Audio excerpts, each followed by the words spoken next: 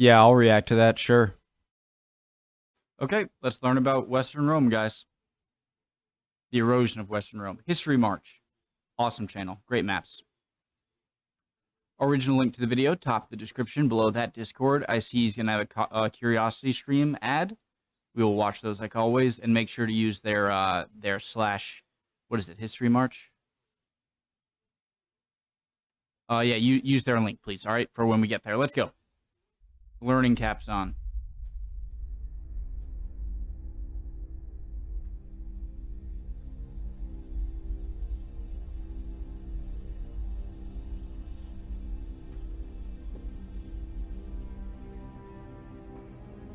Hold on, let me test. Test. Hello. Since the latter half of the 4th century. Perfect. Okay.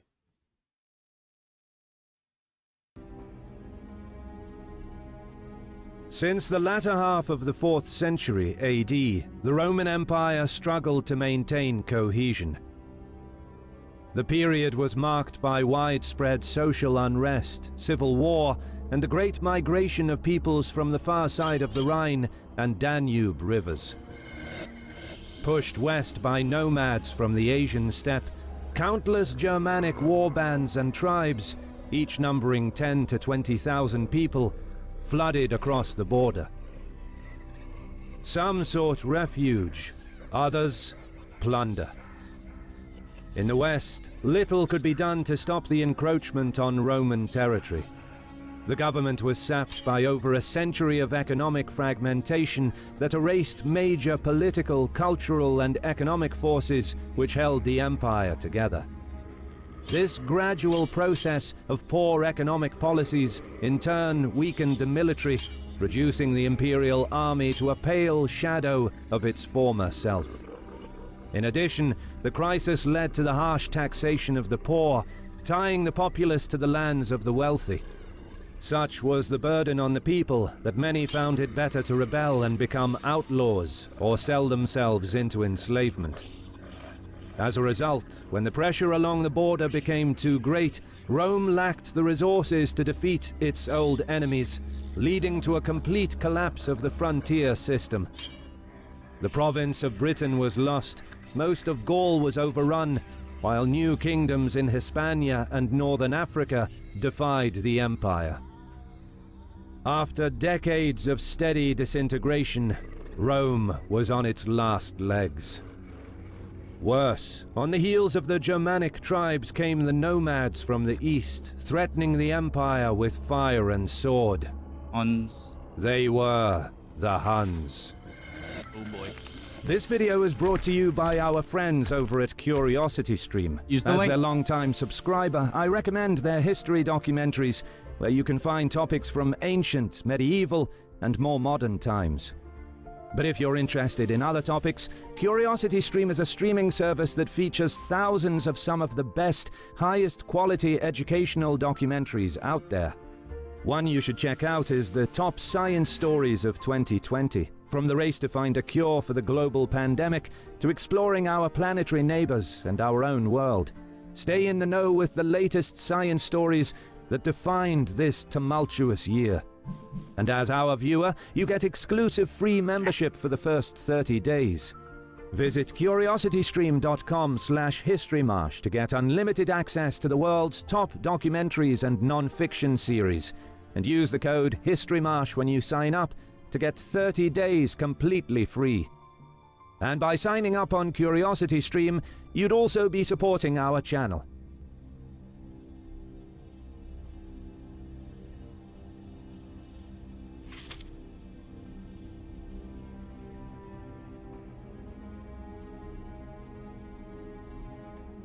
It is the year 423 AD.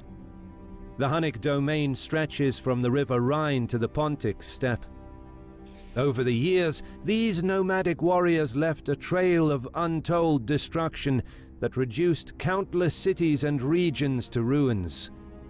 Their ability to appear out of nowhere made them seemingly impossible to defeat or defend against.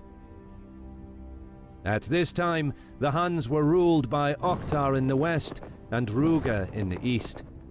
It was during their reign that the Hunnic realm reached its territorial zenith. And, after Oktar's death in 430, it is thought that Ruga proved himself a capable ruler, managing to significantly centralize the tribes, turning the Huns into a war machine that became the terror of Europe. The Eastern Empire was hit particularly hard by Hunnic raids. Emperor Theodosius II found it more pragmatic to pay annual tribute of 350 pounds of gold in exchange for peace, as he often had to contend with Sassanid Persia as well. The situation in the west, however, was equally troubling. The chaotic 30-year rule of Theodosius's uncle, Emperor Honorius, largely responsible for failing to prevent the erosion of the Western Empire, came to an end with his death in mid-August. Having left no heir, influential elites chose a high-ranking officer, Ioannis, as his successor. However, not being a member of the Theodosian dynasty, he was not recognized by the court in Constantinople. Wasting no time, Emperor Theodosius made preparations for a military expedition to put his cousin, young Valentinian III, on the Western throne. His support for the boy, however, came at a price, and Illyricum was ceded to the Eastern Empire. Knowing that war was coming, Ioannis tasked a certain Aetius with seeking military help from the Huns. Flavius Aetius was born into a prominent family and was groomed for imperial service from a young age. He spent a part of his young adult life as a hostage of the Huns, a position of great significance that served to build political and diplomatic relations between the barbarians and the Empire. As a hostage of the Huns, a position of great significance that served to build political and diplomatic relations between the barbarians and the Empire. During his time there, Aetius developed close friendships with the Hunnic ruling elite. He played a key role in establishing diplomatic ties that enabled the Western Empire to recruit the invaluable Hun mercenaries, whilst the Hunnic kings filled their coffers with tribute. Most importantly for Aetius, his personal contacts became a valuable political asset. Influential Romans not only sought his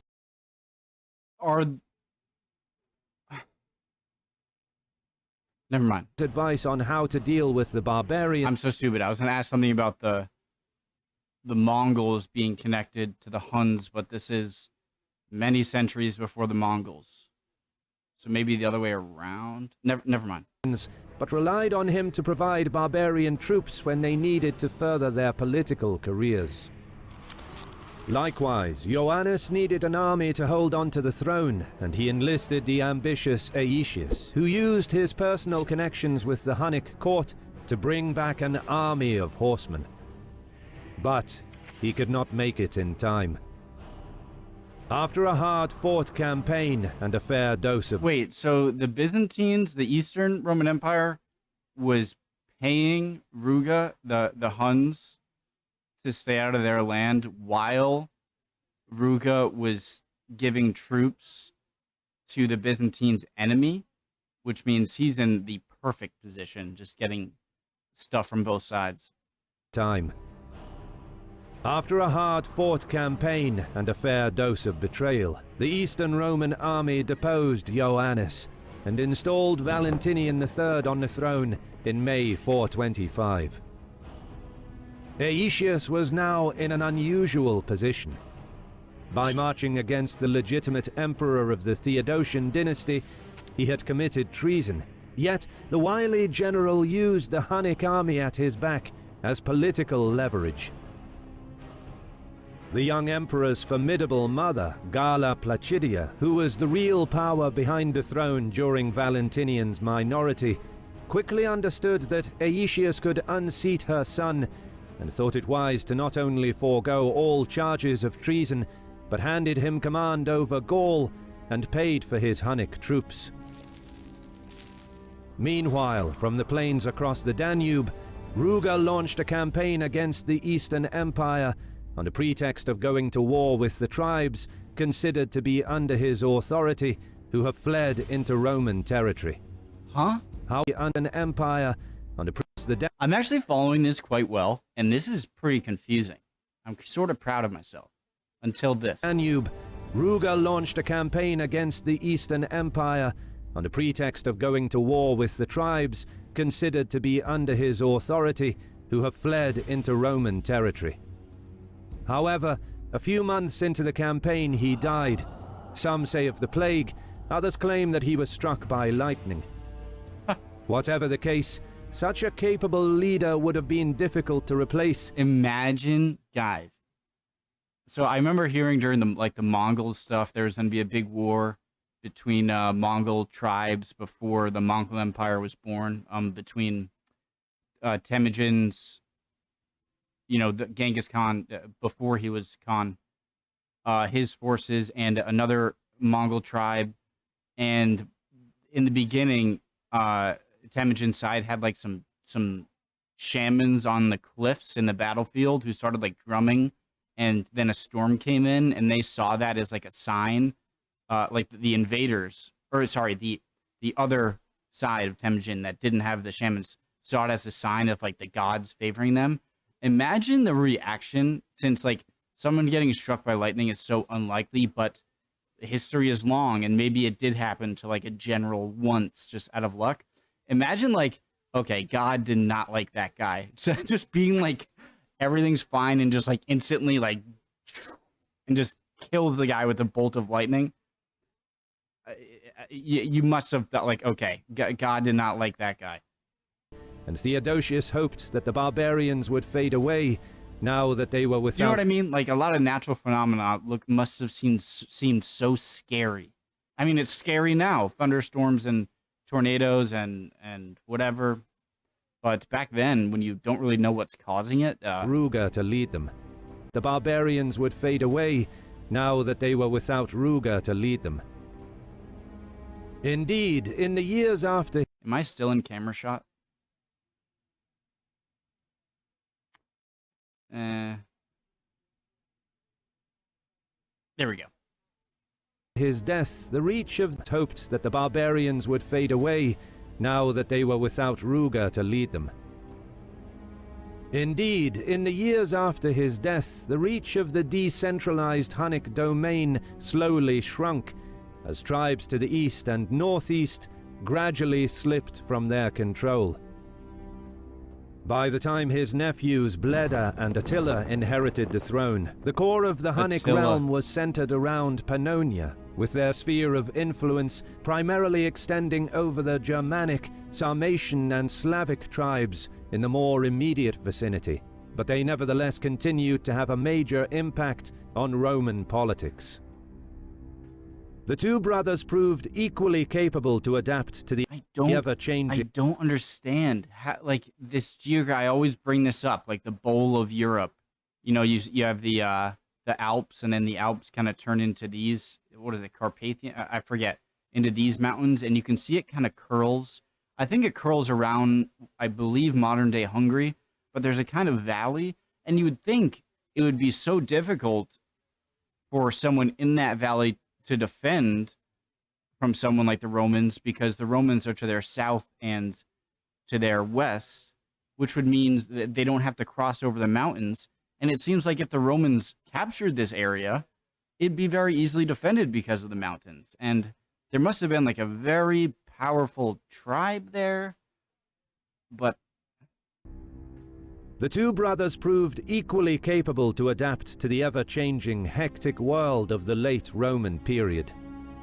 To conclude Ruger's campaign, in 435 they forced Theodosius to sign an unfavorable peace. The annual tribute paid to the Huns was doubled to 700 pounds of gold. Trade routing concessions were made. Hunnic traders were allowed into markets in Roman cities, and Theodosius had to surrender prominent Hunnic fugitives, including two of royal descent, who were subsequently crucified by Attila as punishment for converting to Christianity. Born into the most powerful Hunnic family, Bleda's and Attila's growing up was far from the rough life usually associated with nomadic tribes. Instead, they enjoyed a life no different than the Roman ruling class. They received excellent education in military and diplomatic tactics, could read, write, and speak in Gothic and Latin, and were well versed in court intrigue. And, like all Huns of royal blood, they received expert training in archery, sword fighting, lasso use, horse riding, and grooming. It seems that Bleda ruled as supreme king in the prized eastern wing, while Attila controlled the western reaches, where he expanded the core of Hunnic territorial control towards the Rhine. I always thought the Huns were more, or I guess they said that kind of fell out of control, were more like above the Caspian Sea and a bit of the, but look, Attila's in Germany almost over here. From early in his rule, Attila continued to maintain the lucrative alliance with Aetius and, together with his brother, would continue to provide... See, how is it that Rome was unable to conquer Germania for so long, and then then the Huns just go in and... Oh, that was easy. Military support to the Roman general for years to come. I guess because now all of those tribes are probably more dispersed around Europe in the Western Roman Empire, whereas where the Romans, when I say the Romans, I mean when Rome was not Eastern and West, but Rome. Maybe, I guess they might have been more concentrated tribes and harder to conquer, maybe. And they're more diluted, I would assume. To repay his Hunnic friends for their assistance against the two Theodosian emperors, Aetius ceded parts of Pannonia and bestowed Attila with the honorary title of Magister Militum, which entitled the Hunnic king to a hefty salary and a regular supply of grain for his troops. The Roman general then promptly moved to build up his power. He killed off politically... Wait, who told him to cede Pannonia, right? I thought it said paranoia. For his troops. The Roman general then promptly moved to build up his power. He killed off political opponents and used the support of the Huns to defeat his Roman rivals in a series of civil wars, further destabilizing the West. The Vandal king Gaiseric exploited the internal power struggle in Rome to cross from Hispania, overrun Roman Mauritania, and establish a firm foothold in the province of Africa, eventually capturing Carthage in 439. Aetius managed to negotiate a treaty, recognizing Gaiseric as the ruler of the territory he had conquered in exchange for grain supply and annual tribute to Rome. But he had no intention of actually recovering Africa. Similarly to the north in Britain, still considered part of the empire in the general sense, when the Britons were attacked by the Picts and other barbarians, their pleas for help went unanswered.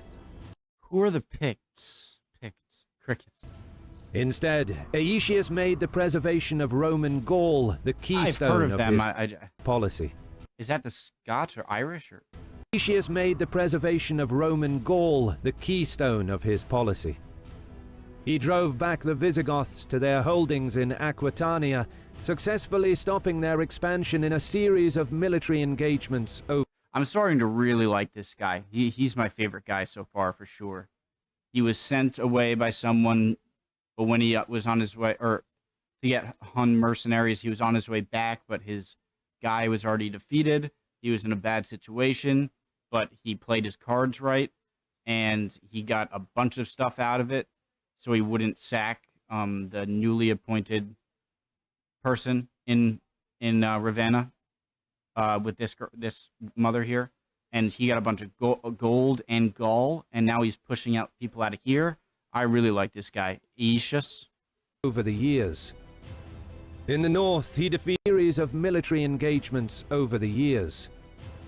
In the north, he defeated the Franks and the Alans, and enlisted them as foederati of the empire, using their cavalry to bolster... It just it's it's the like Alan and Frank are both names, and so it's like they defeated the Franks and Allens. I just picture a bunch of people named Frank and Alan. Just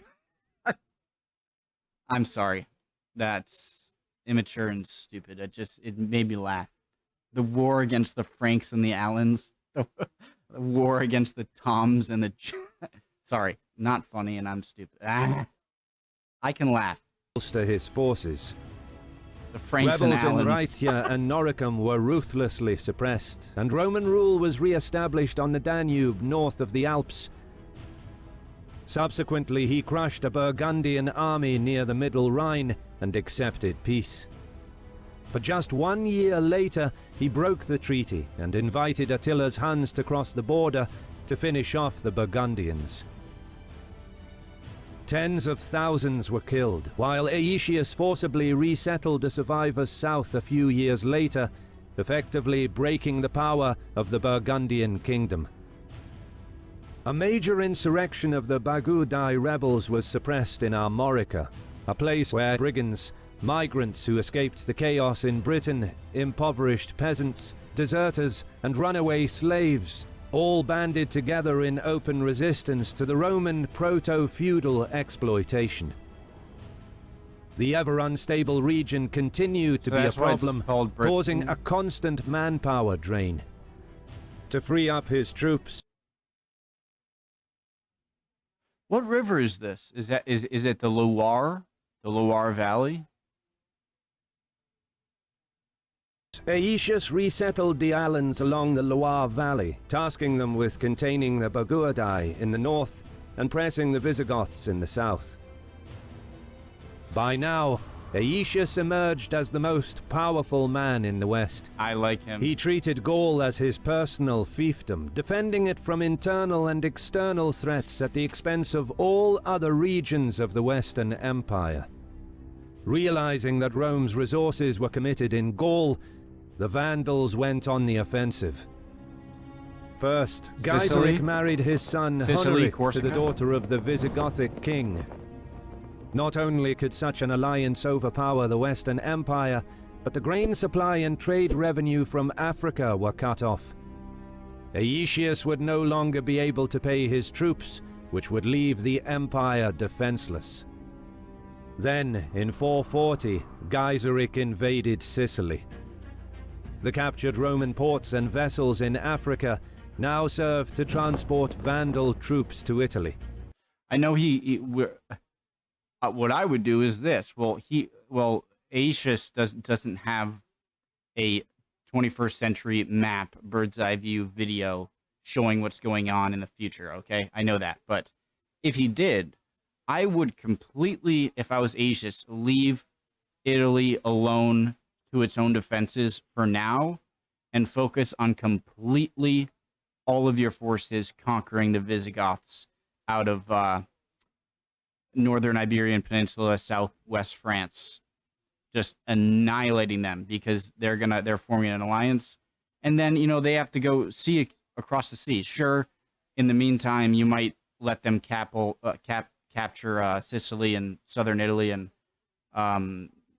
I forget which one's Corsica, which one's Sardinia. Those, but I mean, if you secure this, then I think you can then later take back whatever's down there. Leave the I don't know all the intricacies. empire defenseless. Then, in 440, Gaiseric invaded Sicily. The captured Roman ports and vessels in Africa now served to transport Vandal troops to Italy. News of barbarians pouring across the Mediterranean alarmed the Roman world. A year later, Theodosius dispatched a massive armada to bring the Vandals to heel. However, to mount the expedition, the emperor pulled significant forces from the imperial borders, and this hadn't gone unnoticed by Rome's neighbors. In the east, Sassanid army, the emperor pulled... I was going to say, you're going to have to worry about the Muslim conquest, but that's not for another 200 years either. significant What did he say? to heal. However, to mount the massive armada to bring the Vandals to heel. However, to mount the expedition, the Emperor pulled significant forces from the imperial borders, and this hadn't gone unnoticed by Rome's neighbors. So guys, the hatchet has been buried pretty much here, right? Like, these are the ones who Theodosian in Constantinople wants here, right? And the guy who is against them is dead, who was ordering Aetius. Aetius played his cards right and let them stay in power for Gaul and over here. So they're all kind of on the same page, right? And so that makes it even more important to just destroy the Visigoths. In the east, Sassanid armies invaded. Nearly 2 years of small-scale fighting ended inconclusive. I'm so happy that America has the geography it does. Like, there's no, like, oh my god, over here, oh my god. We have 2 giant oceans, and I love them. Pacific and Atlantic, I love you. But contributed to the draining of Rome's resources before Theodosius agreed to pay tribute. Back on the Danube frontier, the Huns invaded in 441. Did you see what he said? That guy is a tribute god. Back on the Danube frontier, the Huns invaded in 441. This time, walled cities posed no obstacle. Battering rams, scaling ladders, and mobile towers were used to mount assaults. The ability to take fortified cities set the Huns apart from other tribal armies, as major city centers in the Balkans were reduced to ruins one by one. By 442, having gathered more plunder than they could carry, Attila and Bleda headed back across the Danube after sending their demands to Theodosius. However, the emperor rejected the peace offer. He recalled the troops from Sicily and ordered large amounts of new coins to be minted to finance the war against the Huns. How hard was it? In 443, the Huns responded with another campaign. Major fortified urban centers were to be. He recalled the Danube after sending. Okay, 442 they left. 443. In 443, they go back. The Huns responded with another campaign. Major fortified urban centers were heavily damaged, with entire populations slaughtered or enslaved. Attila and Bleda reached as far south as Thermopylae in Greece and destroyed a Roman army outside Constantinople. The eastern capital was safe behind its walls, but another Roman army was defeated near Callipolis. Unable to deal with the onslaught, the humiliated Theodosius sued for peace, agreeing to hand over 6,000 pounds of gold as punishment for missed payments during the invasion.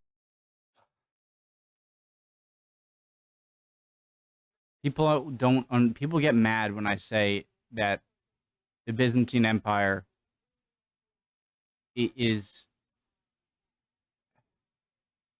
They seem like they, all right, and continue whatever.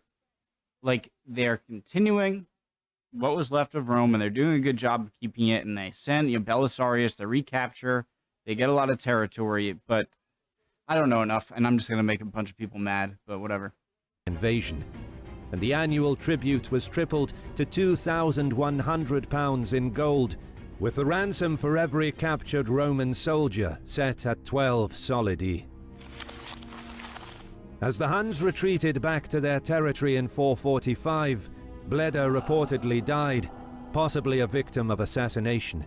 Like, is all of the wealth that the Byzantine Empire has, Constantinople, is that leftover wealth that was already established and made a good system from the Roman Empire?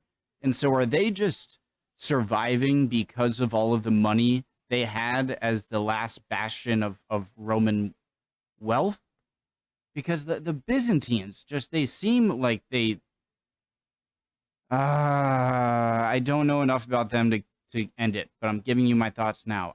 The Byzantine Empire is just not a subject for me. I think it's boring, all right? And say what you want. but I think that they are. People are gonna get so mad. Attila was now the sole ruler of the Huns. Meanwhile, in the west, the Visigothic Vandal alliance bore fruit. They tied down Roman forces in Gaul and took Sicily in the south. It was only a matter of time before they would overrun the empire. Political infight. One more thing. The reason I think the Western Roman Empire is so much cooler and more fascinating is because I see when Rome divides, I see one place, Western side, that is going to set up everything that is going to become Europe.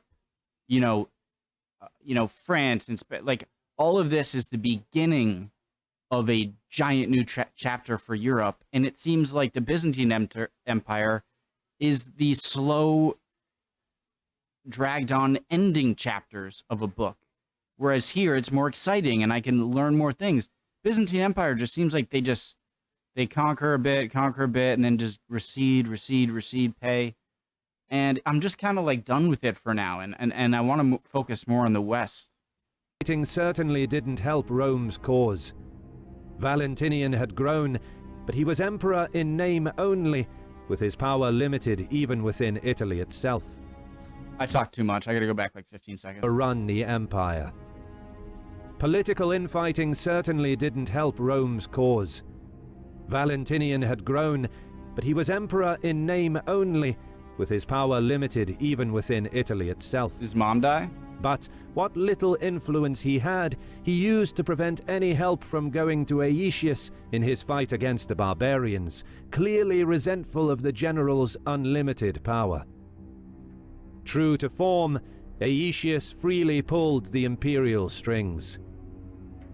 To consolidate his own position in Gaul, he offered an alliance to Gaiseric and proposed a marriage between Valentinian's daughter and Gaiseric's son. It was a brilliant move. He was well aware that Gaiseric's son was already married to Theodoric's daughter, and if his offer was accepted, it would drive a wedge between the Vandals and the Visigoths and potentially break up their alliance. The ploy... Wait, but... Valentinian the Third isn't even like the son of him. Isn't he the true emperor? Why does Aetius get... Oh, I'm loving this guy. I haven't loved someone like this since Belisarius. He offered an alliance to Gaiseric and proposed a marriage between Valentinian's daughter and Gaiseric was accepted. It would drive a wedge between the Vandals and the Visigoths and potentially break up their alliance. The ploy worked. Aetius's offer was too tempting for Gaiseric. He would now have time to rebuild his forces that became overextended and to consolidate his grip over his territorial gains. Why do I get the feeling that Aetius is gonna double-cross this guy? The Great has a nice ring to it. Gaiseric the Great. More importantly, the opportunity to marry his son Hunneric into the Roman royal line was too good to pass up. The Vandal king cared little that Hunneric was already married to Theodoric's daughter. To get rid of her, he accused her of trying to poison him, then cut her nose and ears off before sending her back to Theodoric. The Visigothic Vandal alliance was... Isn't that more insulting than just like beheading her? Sending her back without a nose and ears to her father? broken. To the west, in Hispania... Jesus! Like... Aetius is like, yeah, just divorce her. That went better than expected. He's like, no, I actually cut her ears and nose off and sent her back to her dad. Even better. Aetius was slowly losing grip on the situation. Huh? Nevertheless, he schemed by keeping the Visigoths busy with... What the hell did I miss? The Visigothic Vandal alliance was broken. To the west, in Hispania, Aetius was slowly losing grip on the situation. Nevertheless, he schemed by keeping the Visigoths busy with promises of land south of the Pyrenees if they aided Rome in putting down a revolt of the Bagaudae in Tarraconensis and in reducing the power of the Suebi, who had by now greatly expanded their territory on the peninsula. The expedition, however, was defeated, but it succeeded in diverting significant Visigothic forces away from Aetius's domains in Gaul. By 447, his two-pronged diplomatic mission to neutralize both the Vandals and the Visigoths succeeded completely. It was a true political masterstroke. Aetius's scheming continued in Italy when he betrothed his son to Valentinian's younger daughter. Not only did this further strengthen his position in the empire, but marrying into the Theodosian line would greatly increase the legitimacy of his house. However, in the east, storm clouds were gathering. Guys, I'm falling madly in love with this guy, Aetius. This is what I love in a leader, and something that Justinian doesn't have, is that he's smart. Justinian was pretty smart delegating power. Don't act like I'm a PhD student trying to tell you guys I'm right and you need to write this down. I'm not, okay? I'm just giving my opinion, and I could be completely wrong because I don't know enough. Having said that, Justinian had a lot of great qualities, but in so many other of the great rulers I've learned about so far on YouTube have had many good qualities of, yes, choosing to delegate power rightly, but like Aetius and Caesar and maybe Augustus, Octavian Augustus, a little less so. But Napoleon, like all of these people were just all around great militarily. They were great politically. They were super smart. They weren't too aggressive and they weren't too non-aggressive, complacent. And he is awesome. Love him. To the Theodosian line would greatly increase the legitimacy of his house. However, in the east, storm clouds were gathering. In 447, the Huns crossed the Danube yet again. 2 years of poor harvests, outbreaks of plague, and a succession of earthquakes spread devastation throughout the Eastern Empire, and Theodosius was forced to stop paying the annual tribute. And now, Attila came to collect what he was owed. This time he set his sights on Constantinople, whose walls had been severely damaged during the strong earthquakes earlier in the year. An army marched out to meet the invaders, while the populace scrambled to repair the defenses. However, the Romans suffered a crushing defeat at the river Utus, but not without inflicting heavy casualties on the invaders. Left unopposed, the Huns laid waste to Thrace, with some cities suffering such destruction that they remained desolate until the reign of Justinian, some 70 years later. But the walls of Constantinople were repaired just in time. Once again, the city's formidable defenses left Attila no choice but to turn back. However, Theodosius was again forced to buy... Guys, please chill in the comments about Justinian. I understand I don't know enough, and I'm probably sounding too confident that, like, he's a bad leader. I know I could be wrong. Just what I've seen, I don't... a peace with the Huns and agreed to abandon much of the lower Danube frontier as a buffer wasteland. Forcing the abandonment of lands that were controlled by the empire for centuries was Attila's way of reminding everyone of his power and ability to get concessions from the Romans. But things soon changed with the death of Theodosius and the accession of the new Eastern Emperor, Marcian, in 450. He immediately adopted a stronger policy towards the Huns and put a stop to the ruinous tribute paid by his indecisive predecessor. The new emperor's comprehensive military preparations made it revoked Theodosius' treaty with Attila, stopped payment of tributes, reoccupied Lower Danube, began comprehensive building of defenses, an army, reversed near bankruptcy, improved efficiency, forgave all debts. Okay. The new emperor's comprehensive military preparations made it clear that the East would be a more determined opponent under his rule. Attila was angered, but did not renew the war. Instead, the Hunnic king turned west. He forbade the Hun mercenaries from serving Rome and began preparing for a confrontation with his childhood friend and ally. Good relations between Attila and Aetius were coming to an end, and the Roman general would no longer be able to use the Huns as his iron fist in Gaul. A few reasons are suggested for Attila's sudden shift in strategy, but it is not entirely clear why he abandoned long-standing diplomatic ties with the West. Lack of plunder in the east. The Balkans have been bled dry by devastating Hunnic raids. Desire to bring war to the Visigoths. For stopping annual tribute. Gaiseric offered alliance to against the Visigoths.